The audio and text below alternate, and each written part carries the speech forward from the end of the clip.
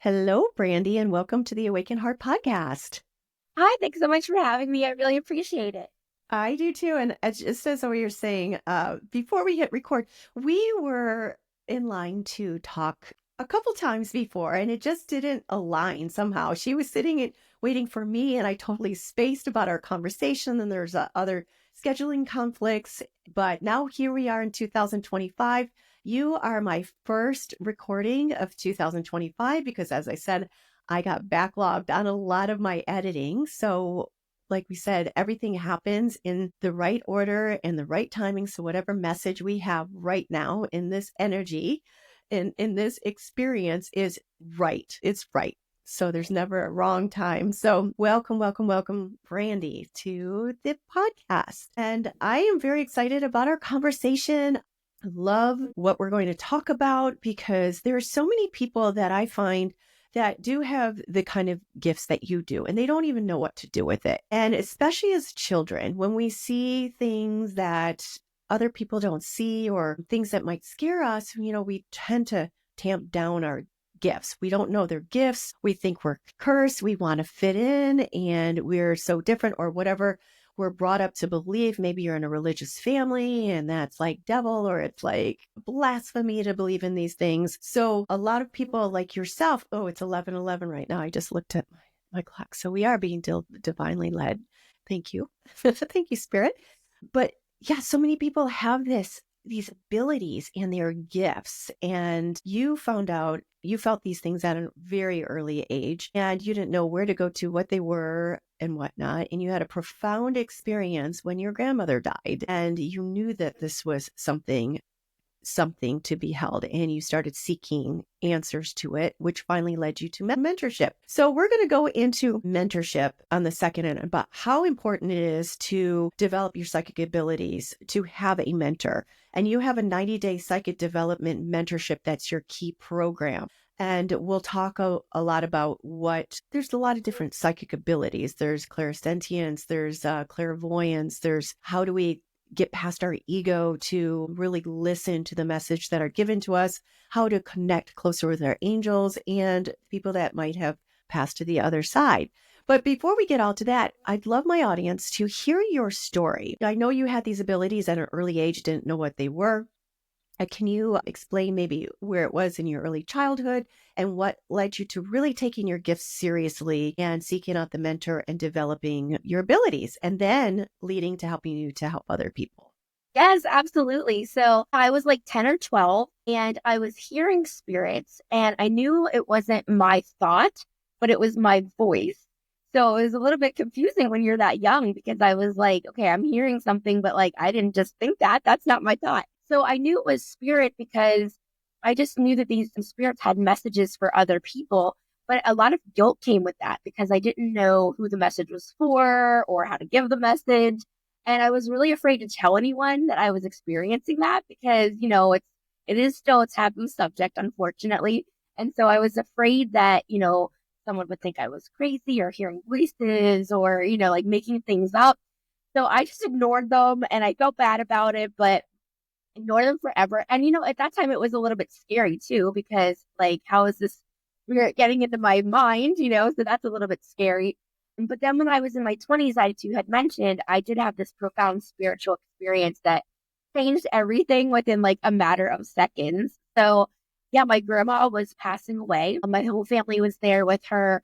We were holding hands around her. She was in her hospice bed. And as she took her last breath, everyone's looking at her and everyone starts crying, and all of a sudden I felt like it was like a magnetic pull to look up at the ceiling. And when I looked up, I saw the most like amazing, brilliant colors that like I don't even think they exist in this world. And they were forming a star and it was like beating in and out like a heartbeat. Mm. And this was in my in my actual vision, right? This isn't like in my mind's eye. This isn't in my imagination. This is like as though it was right in front of me. And in that moment, I just knew that she was at peace and that she was calm, that she was going on to a new beautiful journey, that I would be talking to her again. And my whole view of death changed in that moment. I wasn't afraid anymore. I knew that, death wasn't final. And I actually left the room because at this point I'm not religious and I'm not spiritual. And it was very profound. And so my cousins thought it was too sad for me to handle. And so that's why they thought I had left the room. But here it's like, when do I tell them what I experienced? Because you never know someone's belief system or, like when's the appropriate time, to tell them. So that was the main thing. And then I just started like, okay, this is something beautiful. This is not something to be afraid of. My grandma wanted me to see that. And so I really feel like she was kind of a mentor to me, as she was passing away to get me on this journey. And so then I started reading like a ton of books and I was watching YouTube videos and listening to podcasts. Like nothing seemed to be working though. It seemed like I had all these like pieces of the puzzle, but not all the puzzle pieces. And then how do I put this puzzle together? So after a few years of taking like 1 hour classes here and there that really like overpromised, underdelivered, it was just like, okay, maybe this isn't working. Like maybe it was a one-time thing. Maybe I'm not meant to do anything with the spirits that are contacting me. And then my friend, who's actually a life coach, was like, did you ever try to find a mentor? And I was like, I don't think they exist. But I did find a medium that I had been going to for readings. And I asked her if she would just take me under her wing. She wasn't actually like, marketing herself as a mentor, but I only worked with her maybe an hour a month for 6 months.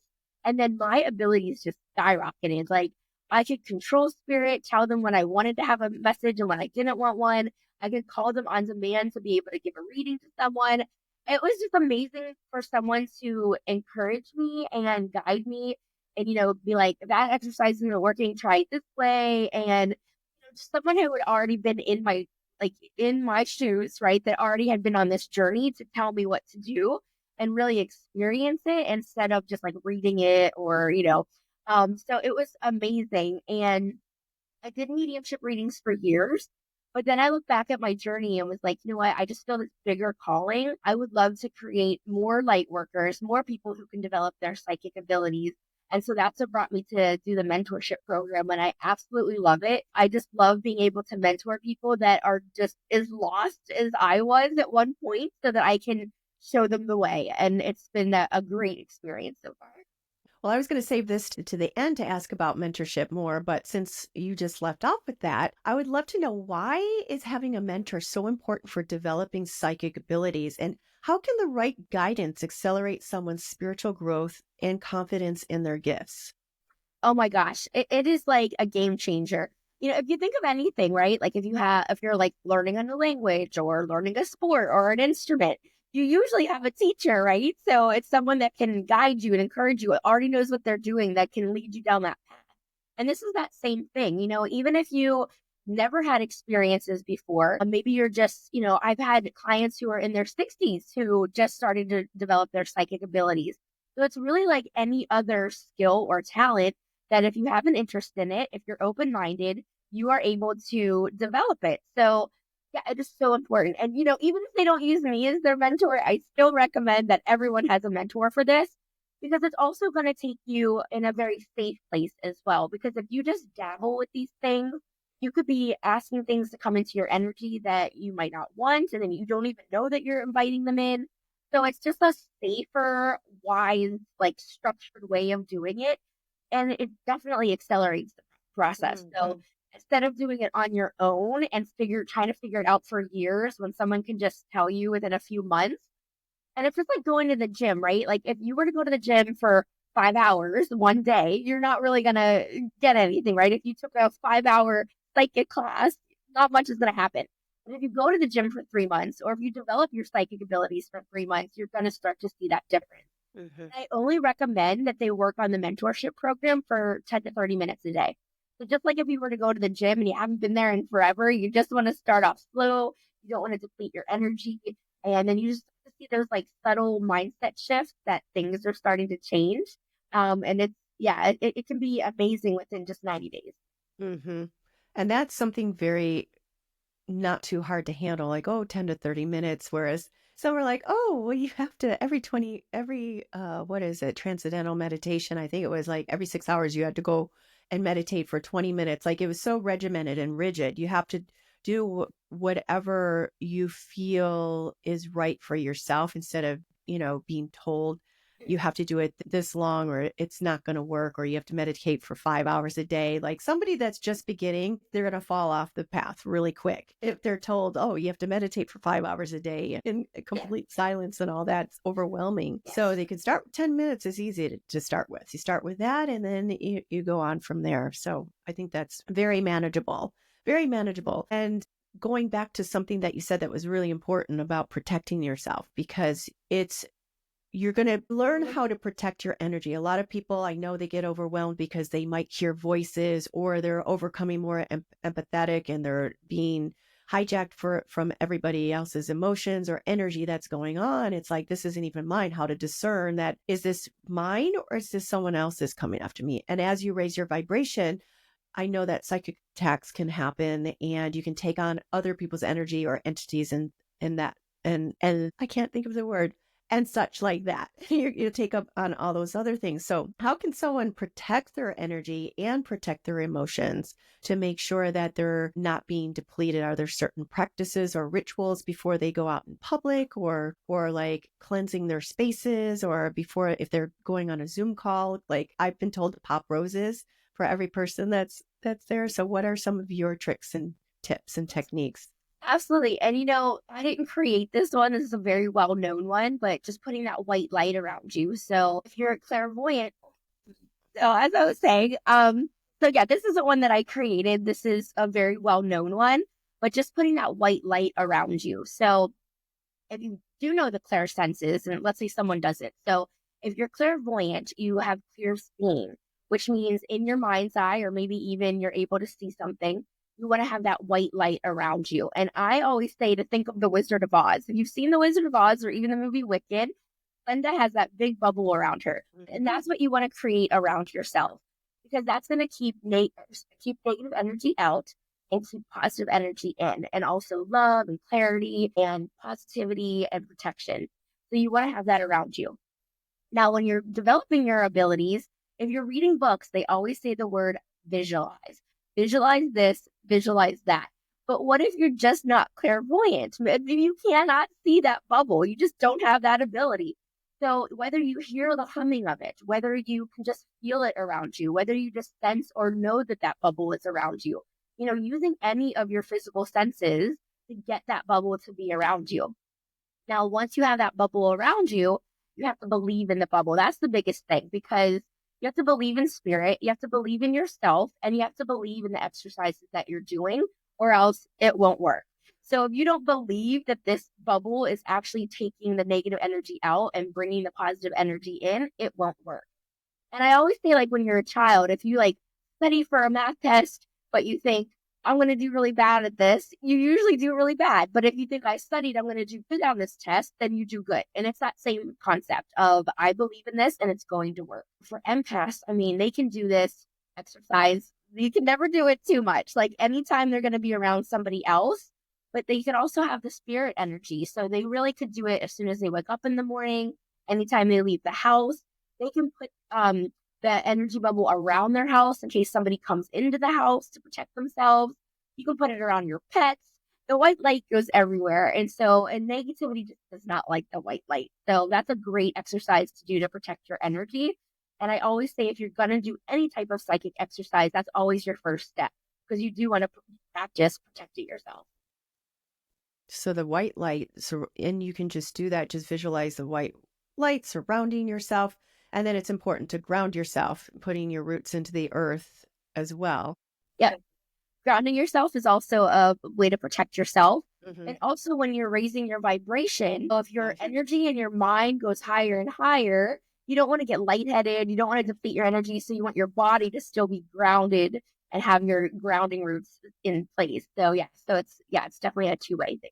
That's making it's funny because when I lived in California, I've gone to some gatherings, like maybe in Topanga Canyon and wherever, some of these spiritual events. And there's just some people you can tell they're not grounded and they're very sweet, but I can't relate to them because it's like la la la la plant, like, oh, here's this plant thing. Everything's so, I'm like, oh my gosh, you're gonna float away. You're gonna float Right? away to the space. But yeah, so it's visualizing a light around you, but it's not just visualizing, it's believing it. It's like believing it. The energy of believing it's already done. So powerful in protection and manifesting. And you've got to believe it. It's like we're all energy, frequency, and vibration. That which we believe comes to us, whether we want it or not. So, yeah, so you help. That is a really great thing for people to do without, they don't have to really do anything else. Do they just quiet themselves? I know sometimes there's like, oh, you call in this spirit and you call in this ascended master. And like my friend's like, no, you don't have to do all that. All you have to do is just go above. They're there and surround yourself. Yeah, your spirit guides are with you anyway, so you Mhm. could always ask them for protection, but they're gonna protect you no matter what. You could also, like you mentioned, sponge your space. So you could do that. I always recommend doing that at every new season, definitely the new year. But you could also just wear like if you wear crystals for protection, you could wear like I have always wear Archangel Saint Michael necklace. So there are other ways to protect yourself as well. Oh, that's beautiful. Yeah, this one is I forgot the name of this one, but this is I think for intuitive psychic connecting with angels. And Okay, this yeah. one. Yeah. Have it all around us. They're living, they're alive. So let's go into what are the different clear senses and how can listeners identify and develop them? Sure. So clairvoyance, as I mentioned, is clear seeing. Clairaudience is when you hear the message. Like I said, I hear it.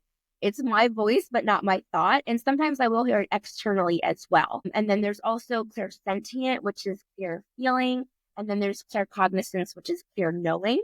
And those are the main four that I work with. But there's also clear smelling. There's also clear taste. I forget. I think they're clairgustance and I forget what they are exactly, but I know I work with them because, let's say you're doing a reading and all of a sudden you start to smell like chocolate chip cookies. You could be like, oh, did your grandma used to bake? Hmm. So that's when you would use those. Um, but any of the clair senses is using your intuition with your five physical senses. So we all have our five physical senses, and our clair senses are when we combine our intuition, when we use extrasensory perception to use our clair senses. So, for instance, if I told you right now to envision a red ball in your mind, right? You want to envision that red ball because you're using that psychic muscle to your imagination muscle to get that red ball on your mind. Now, it doesn't matter what size it is, doesn't matter, if it's up in the air, if it's moving, but the more you can get that in your mind and work out that muscle to get it to be more and more vivid, the easier spirit is going to be able to communicate with you because they work through our creativity. They work through the right side of our brain, which is our intuition. And so if we start to work out that muscle, we're working in tandem with them. So we want to get that to be very vivid. The second part of that is, let's say I say, look at this red ball, right? Envision this red ball. But all of a sudden you start to see like an ocean and you start to see waves. Now you're like, wait a minute, that must be a message from spirit because I told my mind to look at a red ball. And now all of a sudden I'm seeing these ocean waves. And now you can recognize spirit just gave me that message. And then you can start that communication of why are you giving me this message? What does this message mean? And so that's really the steps of developing your abilities by working out that psychic muscle and then recognizing whenever spirit gives you that message. Does that answer the question? Mm-hmm. It does. Now, as soon as you said the red ball, it came over my left side and I see the spinning red ball over there. And then you said the right side is spirit telling messages. What is it when it comes on the left side? Like, because it instantly came up over there. That's my logical over there that came up over here. Logical, but that's Yeah. fine. Yeah. It's just the matter of where it's stemming from in the Hmm. brain. It's not so much where you're seeing it in Okay. interview. Yeah. Okay. Yes, because I have heard clear voices before. And I didn't know if it was over here, but literally, like if it was like someone spoke in a corner, I'm like twice in my life that's happened, like clear as day, somebody has spoken to me. So, and like a little more of that. But so I know there's a lot of ego involved and a lot of people that are beginning to develop their intuition and trusting it. Trust is such an important thing, is trusting what you're given, that, it's given to you for a reason. And sometimes you have to decipher them, this and that. But a lot of times ego gets in the way or our judgment gets in the way. So could you explain the role of ego in blocking spiritual messages and how can one effectively release it? Yeah. That by far is the biggest issue. I had it, all my clients have it. It is just a very hard thing to overcome.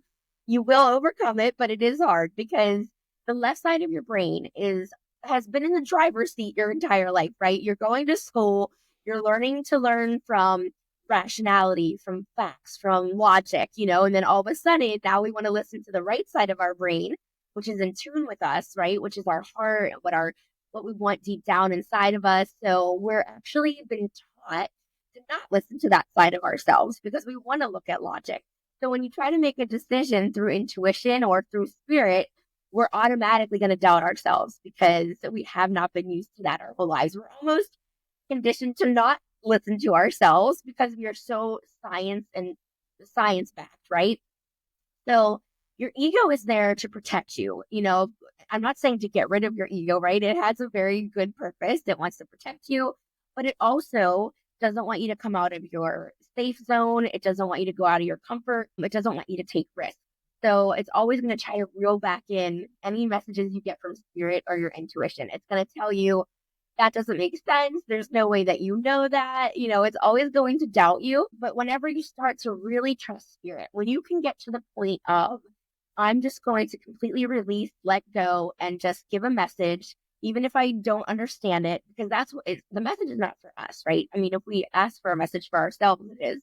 But if you're going to do a reading for a sitter, for somebody else, the message is not going to make sense to you. So you just need to give the message just as it comes in, because spirit's message is never wrong. It's our own ego that says the message is wrong. So once we can just eliminate that and just go ahead and freely give the message, that's really whenever you just take control of your abilities and you can have that trust in yourself. But Mhm.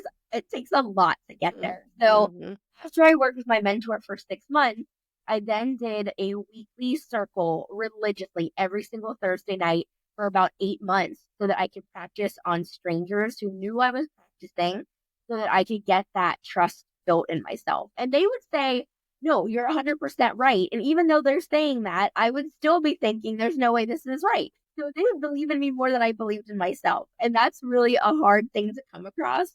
But once you do cross that, then it's amazing once you can get to that point. Mhm. Mhm. Because most of the time, what's coming into you doesn't make sense, of course, to you, but then all of a sudden you're like, okay, sounds crazy to me. But then you tell it to the person that you're reading. They're like, oh my God, that was my grandmother. She used to have that at our house. And yeah, so it's really, really Exactly. Yeah. important. Yes. Yeah, let's trust it. And Yes. so what practical steps or exercise did you recommend for listeners to enhance their receptivity to spiritual guidance? Sure. So, it's really tuning into your senses so that you can find out which clair you are. And maybe you're a couple of different clairs. And your clairs can also change. So maybe today you're clairvoyant, but a year from now you're clairaudient. But really whenever you can, I think a lot of people think psychic ability development is all about meditation. And we do meditate, but I only meditate for about 2 minutes. That's it. Like just I enough. love it. Good. I only do it enough to relax my mind and my Mhm. body. And then I'm focused on something. I'm focusing on an exercise. I'm focusing on a question that I'm asking spirit. And then I'm really just tuning into the answer. But the answer usually comes within 4 seconds. By the fifth second, Mm. your rational mind is now in the way. It's telling you it's not right. So that's how quickly the message needs to come. And that's how quickly you need to give the message. So I do have a 4 step process to listening to intuition, which is also listening to spirit. And I call it the AFTA method. So AFTA. So the first step is you want to ask your intuition a question. And a lot of people think that your spirit guides come from your intuition because they've been here with you in your past lives. So they know what you want deep down inside to live authentically and not how society wants you to live. So you want to ask a question and you don't want to start off with something huge, like, should I move to China tomorrow, right? But you want to ask something small, something like a yes or no, like, should I eat a burger or a salad later? Like just something that's our choices that are very small. Let's say your mind is saying, I really want that burger, but your intuition is saying, I really want that salad. You want to feel the answer somewhere in your body that might tell you that you should eat that salad. And then maybe once you start to recognize, okay, I ate the salad, maybe you have more energy tomorrow, or maybe you start to lose a few pounds, whatever it might be. But spirit's really guiding you to the right destination of what you truly want deep down inside, even if you don't know it yourself because you've never opened up that much. So first you ask, then you feel the answer somewhere in your body with only those 4 seconds. That's how quickly it comes. And it can be a thought, but maybe your thought sounds a little bit like further away. It doesn't sound like a normal thought. Maybe it's a go down your spine. Maybe it's just a gut feeling of I just know this is the answer. But that's what you're trying to build, that relationship with yourself. And then the third step is to trust it, because that's what we're trying to build here. Trust within ourselves, trust with our intuition, trust with spirit. So we ask, then we feel for 4 seconds, we trust it, and then we act on it. Because if you don't act on it, why'd you do any of these steps anyway, right? Once you act on it, you can actually keep an intuition journal of this is what I asked, this is the action I took, and then start to see how your life is getting better because you actually did start to listen to what you want deep down inside.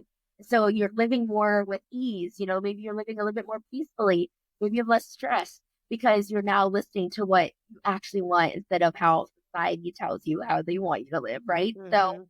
yeah, it's the sub process. And then once you start to understand how it feels in your body, you can start to ask those bigger questions about career and health and finance and things like that. But you want to start off small to build that trust, just like you would with anybody else. Build that trust with a relationship with someone. You're just building it within yourself.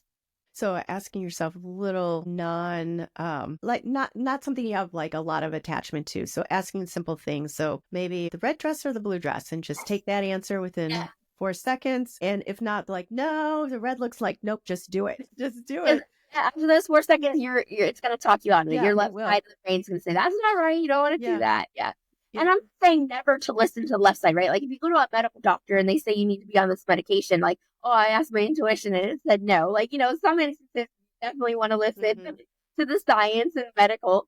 But yeah, when it comes to like personal matters like the regular blue dress or the burger or the salad, things that are personal and what you want, yeah, you definitely want to use your intuition. And intuition with women is so important. And being nice girls, we talk it away so many different times because we're nice girls and we shouldn't feel like this. And we are wired for intuition as women. And a lot of times it's going to get us out of dangerous situations.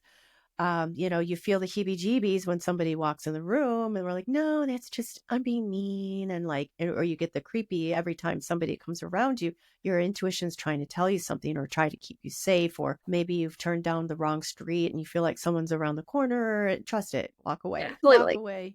Yes.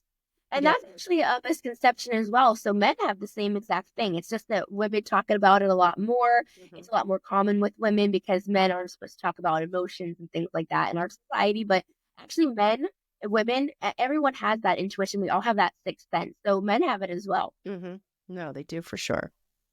But yeah, we don't want to ignore it. That's the thing, right? So how many times have you been like, I knew I shouldn't have done that, but you did it anyway? That's what we're trying to avoid, is to actually listen to that voice and do what it says. Yes. Yes. And not get mad at herself when I don't, when you don't. There's so many times like I'm always carrying this. Oh, well, I feel like I forgot something. I do. And like, no, I didn't. And then I leave. I'm like, oh my God, it's still in the house. Running back, wasting time. But then it's like, okay, well, I was delayed 10 minutes. So, I'm being protected. Maybe something would have happened to me if I Mhm. had been on the road 10 minutes early. But I get so mad. I'm trying to learn to not Yeah. get so upset at myself. I'm like, Nancy, told you should have done that. So a lot of people have like little hints of intuition. They want to develop more, but they don't know quite what they are. So they want to discover their psychic abilities and their life calling. How can someone identify if they're dormant or latent psychic abilities and align them to their life's purpose? Yeah. So that's really the first step because you might have someone that says, I've never had a psychic experience. I don't think I ever will. Excuse me, but we all have them. But if you don't recognize them, then you don't think you're having them. So I'll give some examples. Kind of like how you said, like if you go into a room and you just get a bad vibe from the room, that's a psychic experience. That's your Hmm. intuition. That is not a physical sense that's going to give you that feeling. Thought of someone that you haven't thought of in a long time, and then you run into them later that day, or they end up calling you. That's a psychic experience. If you ever like get a good feeling from an answer, maybe you get like tingling or butterflies in your stomach, that could be a psychic experience. If you ever smell the fragrance of a deceased loved one, that's your clairsense as well. So there's so many signs that we are having psychic experiences that people don't realize. But when you develop your psychic abilities, yes, you can talk to spirit, you can talk with your intuition, but there's so much more that comes with that. So you're really going on this journey of personal and self growth and development, and so that you're learning who you are really as a person and how you want to live your life. So you're going over, inner child healing. You're learning blocks and barriers that are maybe stuck in your way. So you're just going through this whole journey of who do I want to be authentically? How do I want to live? Not only, yes, are you getting messages from spirit, but you really start to live life how you want to live it, which can bring you so much peace in your life. So, there's so many more benefits to developing your psychic abilities than talking with spirit and learning your intuition. I mean, Hmm. you can trust yourself, you start to trust relationships more, you can communicate better. Yeah, so there's so much more involved, and you start to become more positive because you're also living how you want to live. So maybe you're like, decreasing or reducing those stressors in your life because you are living more authentically, which is definitely going to bring you to your higher purpose. I mean, maybe you've had a passion that's been just like pushed down for so long because you never let yourself go there. But now that you're starting to develop your intuition, you find this passion because you're finally allowing yourself to open up and to get that out of you. So yeah, it's definitely a beautiful path to go down. So, what advice would you give for listeners that feel disconnected from their higher purpose? So, of course, you said things about trusting it and all that. So, what's your biggest piece of advice for someone? So it can be different for everyone. That's kind of a tough question because for me, I'll give it like from my experience. So I found that spirituality really got me to get to my higher purpose because once you can realize that we are all interconnected. So, let's say I smile at someone at the grocery store and then they smile at the next person, and you have that ripple effect Hmm. to find that even if it's little old me, I can make a difference. And really, spirituality taught me that. And spirituality and psychic abilities really go hand in hand. So once you can start to realize, like, okay, I'm part of this bigger thing, right? I'm part of the universe. I'm part of this bigger action. And the decisions that I make can make somebody else's life better. We're all here to help each other. We all have struggles, we all have challenges. But when you can rise above that and look at situations in terms of, instead of why is this happening to me? What is this trying to teach me? What am I going to learn from this? What have I learned from my past that's going to help me get through this so that I don't make this mistake again? And when you can start to change that viewpoint and start to think, okay, I'm going through this. It's hard, but I can get through it. Somebody else is going through something. Maybe I already went through that. Let me help them now because I already went through that. And so once you can have that ripple effect and see how we're all connected and how we're part of this bigger universe, your higher purpose just naturally comes. Hmm. A lot of us want to help other people. We're just not sure how. But when you can start to look at your life experiences, you start to realize how to help other people. And I feel like that's definitely my higher purpose, but kind of hard to talk to like everyone in a whole because I wouldn't know what everyone's higher purpose is. But that's what I found in my experience. Hmm. Yeah, it's that domino effect. It's like you start trusting in your ability and you're of service to other people and giving back to that. And then synchronicities and all these unexplained things happen. So you start trusting in it more. So then more comes in. It's just this beautiful thing that happens. And all of a sudden, like, I mean, everyone felt, oh, is somebody's looking at me? I can feel someone's eyes on me. So that is like us when we're in tune with it. And like we can be in tune all the time with it because we're all born with these abilities. We just haven't developed them. And some people like yourself have always had at a young age and knew that you had something and it's just tweaking it to be able to trust it and to open up the channel and let more and more come in. And it's also about turning it off, right? So Yes, I'm a absolutely. medium and I can talk to people who have passed away, but oh my gosh, if I couldn't turn it off and they were just talking to me all day long, like I would Yeah. not be able to live in this reality, right? So it's Yes, also about developing it, also know how to turn it off. absolutely. Absolutely. To filter like, nope, nope, Yep. only when I call you. Nope. I'm not Yes. seeing you. Like you're not allowed in here protecting your space. Nope. Yep. Um, I've had friends that would see the ones that would come in at nighttime and she would see them. They were blurry, but she could make out them in great detail. And they'd be talking to her, but she couldn't hear what they were saying. I forgot what they're called. And yeah, I don't know if they're shadow people because she could distinctly make them out, but she'd be like, no, no, no, no, no, no, I don't want to see you right now. But she would see them all the time. really crazy. It was cool. And there was once Yes. I stayed the night at her house and I was like, she's 3 in the morning. She's like, can you come in here? Like, I just Uh, want one. I'm like, I'm laying in there with her. I'm like, oh my God, I believe in you, but please don't show yourself because it'll freak me out.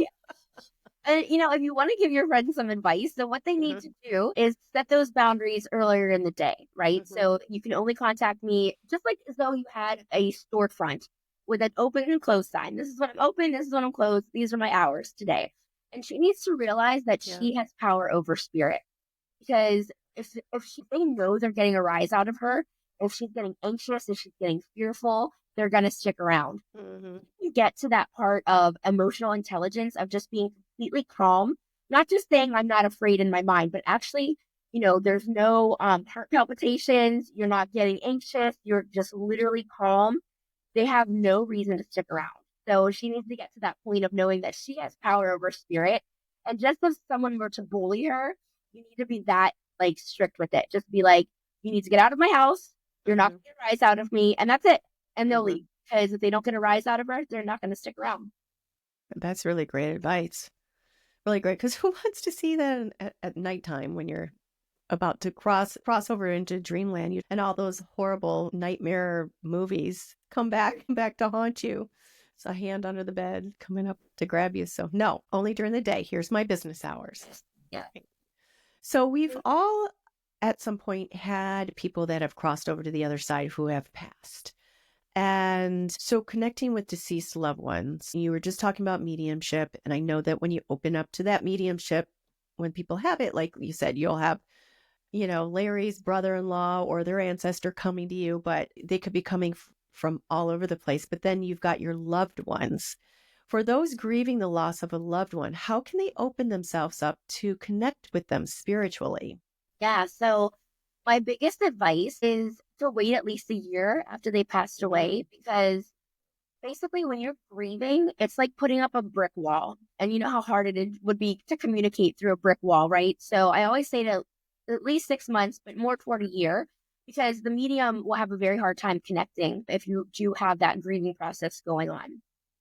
Now, Hmm. other people, if they are very desperate to get a sign, like let's say like, oh my gosh, grandma, I need you to come through. I need to see you. I'm heartbroken that you've passed away. I have to see you.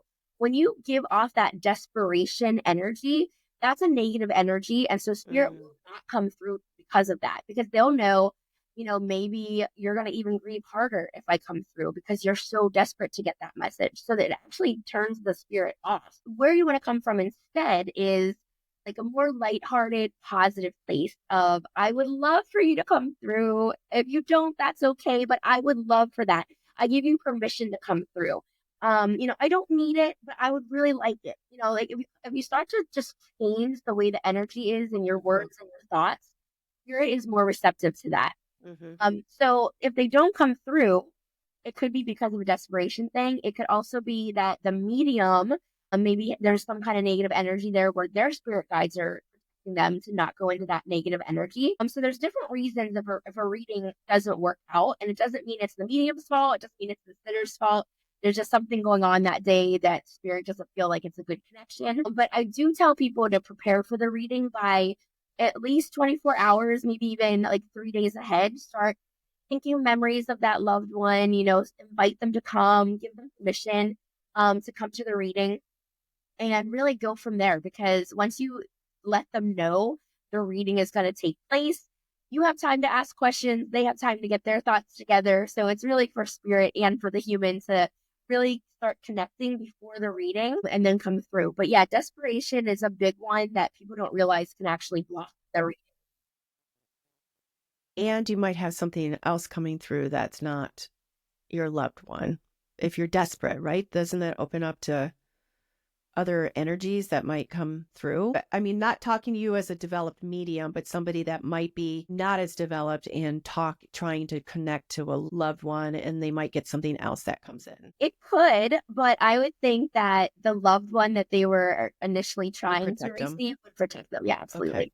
That makes sense. That's great. So, what techniques or rituals can aid in finding peace and healing through spiritual connection? Yeah, I think just like how we spoke before, just Hmm. getting that better viewpoint of, what, things are happening, but like instead of why, figuring out like, what is this going to teach me? What am I going to Mhm. learn from this? Maybe from your past lives, like maybe you're still trying to learn something. And, whenever you do good things for other people, that's also going to help your karma. So if you do Mhm. believe in karma, you're going to build that karma up so that your next life and even further on in this life will be easier as well. So, yeah, I feel like the biggest thing is to live authentically because Mhm. if you are living in anxiety and if you're living how other people want you to live, then that's not a very peaceful, true way to live. And that's what's going to cause you a lot of challenges and cause you a lot of negativity. So just breaking out of that, which can be really hard for some people, for instance, like I knew I didn't want to have children, but everyone around me was like, when are you guys going to have kids? Mhm. So but it's like, but I don't want them. And if I did have them, I don't think I would like my life as much, right? Because Mhm. that was my choice. But yeah, if I decided to live for other people, I think I would really end up resenting the child or resenting Mhm. other people. So yeah, you really have to like know you're going through your core values, how you want to live, getting through all those limiting beliefs of fear of judgment from other people. Once you can start to really live authentically, you don't really have a fear of other people anymore judging you because you're just so who you want to be that nobody can break you down. Mm. Mhm. Yes, and I do wanna ask something. So we did talk about manifestation and intention setting. You said to like, before you're talking to someone or if you want to start developing me, there's visualization. How do psychic principles intersect with manifestation practices and setting intentions in daily life? So I know like we had talked about some of that, but how do those intersect with each other? Yeah, so setting intentions just gets you to live more with purpose, right? Because you're actually setting an intention of, maybe this is what I'm going to do today. And so you have goals. And so whenever you set those intentions in your daily life, you're going to get more done. You're living more actively versus passively. So setting intentions is great. Also, when you're communicating with spirit, I always set the intention of only spirits of the highest good in the highest realm are allowed to communicate with me so that you have that intention there or, spirit, I have the intention of XYZ, of whatever your question is or whatever you want to try to get from them. So with manifestation, I think some people think manifesting is just a matter of like repeating a positive affirmation. This is what I want in my life. So the law of attraction says if I think this, this is what's going to come back to me. But it's so much more than that. You need to actually like, if you want your dream job, right? You can't just say, I want this dream job and just keep saying it. And then law of attraction is going to bring it to you, right? You need to set intentions, to set goals that are going to get you that in your life. So whether it's I need this degree or I need this certification. You're going to take those steps to then get you there. So manifestations in my experience, is really about setting intentions, meeting those goals, and then it manifests. It's really a lifestyle of getting you there. It's how I'm going to live to get to what I want. Sure, you can ask spirit for help along the way and ask your intuition how to get there. But I feel like it's way more than just putting this energy out there and then it comes to you. You need to Mhm. work with the law of the universe to get to that point. Mhm. It's about setting your intention, feeling it as it's already done, and you're setting the goal for it. You're seeing it as already done, but you're taking action steps towards it. You're not just sitting on Absolutely. a couch saying, "Oh, money pot me home." you're, you're working towards it. That's great. And also So, realizing mhm, that it's going to come in divine timing yes. because maybe it's not the right time. Maybe if you get that dream job, maybe you're going to be really stressed out. You're not ready Yeah. for it, right? So also knowing that spirit is going to give it to you in divine timing when it's perfect for you to receive it, not whenever it's like too early and you're going to thought that's what you wanted, but you weren't ready for it. So also recognizing that as well. Yes, and I've had to use that in my own life so many times. Since I've been single for so long, it's like, oh, okay, divine timing. I've done actions towards it. I've set intentions. I've done goals, and it still hasn't come into my life. And it's like, I have to use that. I have to use divine timing in that. I'm like, okay, well, it's not meant to be yet. And just let it come in divine timing. Yeah. So before we go, there's just a few more questions. I did want to touch really quick upon animals and them transitioning and what lessons they have to teach us when they're here. And maybe they do decide to go at a certain time after they've I believe they're all blessings and gifts from angels coming to us and choosing us as their parents in this lifetime and vice versa. And sometimes pet deaths are tremendously hard because they're like children. They're there dependent on you. You're there all the time. They're here loving you for their beautiful short lives. And I find it's hard to get past a lot of time, especially as there's a lot of guilt in it. Like maybe I should have taken them to the doctor when I did, or maybe I shouldn't have done this or that, or if a pet dies suddenly. I've had the both instances happen, and there's other times where I have been there and had to make the decision to at the very end, but I've always been there with them. So what do you feel happens to animals when they cross over, and what are their messages for us as we're grieving them and they've gone to the other side? Yeah. So let's talk about that first. So, if you do need to put an animal down, it is very almost like traumatic, right? It's very sad. You Very. have all of those thoughts of like, am I doing the right thing? Am I doing it at the right Yep. time? But they want us to know that just like if you were to feed them or take them for a walk or anything, they have relied on us their entire lives. And so they trust us. And so if we feel that it's the right time for them to go, they 100% trust us that we've made that right decision. And because they trust us, that should eliminate some of that guilt because they don't know, right? That's something we do with humans. So that's what makes it so traumatic as well, because we're just determining and deciding. But they trust us wholeheartedly. And once they have passed, they know that we were there with them. They know that we were doing the best that we could for them, and they stay with us. So just like Mm. anyone else, just like a human, they're still with us just in a different way. So they're still going to be around at the holidays or anything. But the most that they want from us is for us to still talk about them and think of them just like a human would. So, you know, think about them even every day if you can. If you can incorporate them and they hear their name every day, think of their favorite toy, whatever it might be. If you think that you feel them like rub against your leg, it's 100% them.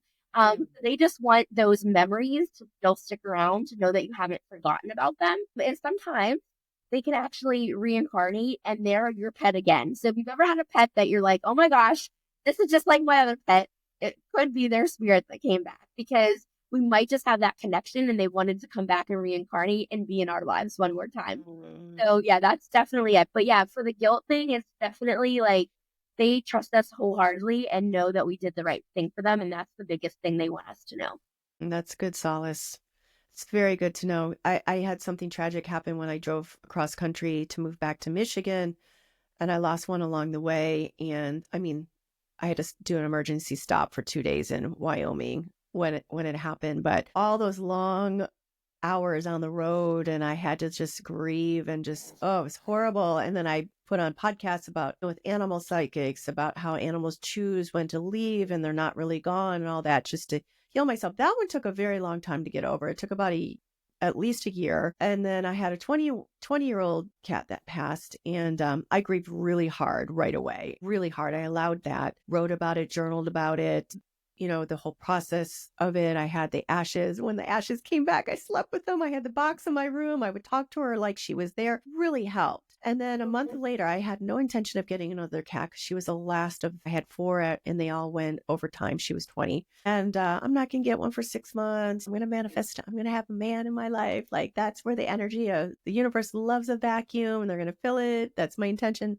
Well, a month later, my friend texts me. She's like, did you get your text messages? No. And there's a kitty. There's a picture of a kitty, and she had found it while she was walking in the woods. And I'm like, all right, bring it over. It literally was a month to the day that my Taz passed. So I was like, oh my God, it's a month since Taz left. And here I've got this new Yeah. kitten. What a I grieve. synchronicity sign right there. The same day, Yeah. like the same exactly a month. Yeah. Yeah, it was. I'm like, oh my gosh. Well, it's been so wonderful having you on. I would love for my listeners to know where to find you, how to work with you, what your social handles are, and yeah. Yeah, absolutely. So the best way is brandyvan.com. That's my website. It tells you all about the mentorship program. But I actually have a free masterclass. So it's about psychic development.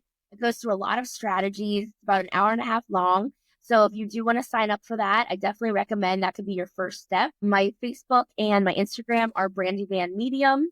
And those are really the best ways. But my blog post actually on my website, I have a lot of free tips and resources on there on how to tap into your intuition, how to connect with your clair senses. There's a lot of information in the blog post as well on free info on how to get started.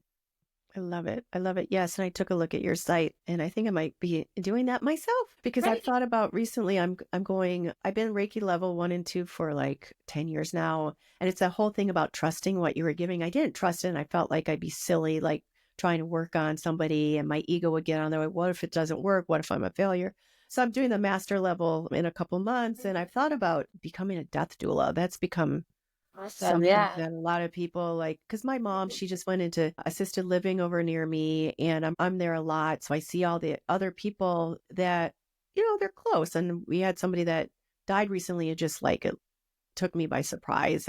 But it's like I see a lot of the elderly, they're just forgotten. And I think it's very important for them they're going into the next phase, like their bodies are transitioning and it's so important to lead them to the other side. And when my dad passed, he was in the hospital. Hospice was like, I had no idea what to expect. It wasn't a good experience. But there was one lady that came in late in the morning. She was a nurse and she came in, she was this beautiful energy. And she's like, he's transitioning. He's like, he's seeing, he's hallucinating. He's Mm. seeing like he's close because he's seeing the other side. And she just had this beautiful calming energy. And if I could be there to help family members through their grief and the soul that's about to pass to the other side, I think it's really important work. That would be amazing. Yes. Yes. Yes. So, okay, I don't know what led me to, I forgot what we were talking about before, but what led me into talking about that. But I would love for you, this is the last question I ask everybody, and that is what does it mean to you to live with an awakened heart? Oh my gosh, it means everything. Like, and now that it is awakened, I would never go back, right? Because it is so awakened. But it really means that I have found my purpose. It does mean that I am living authentically.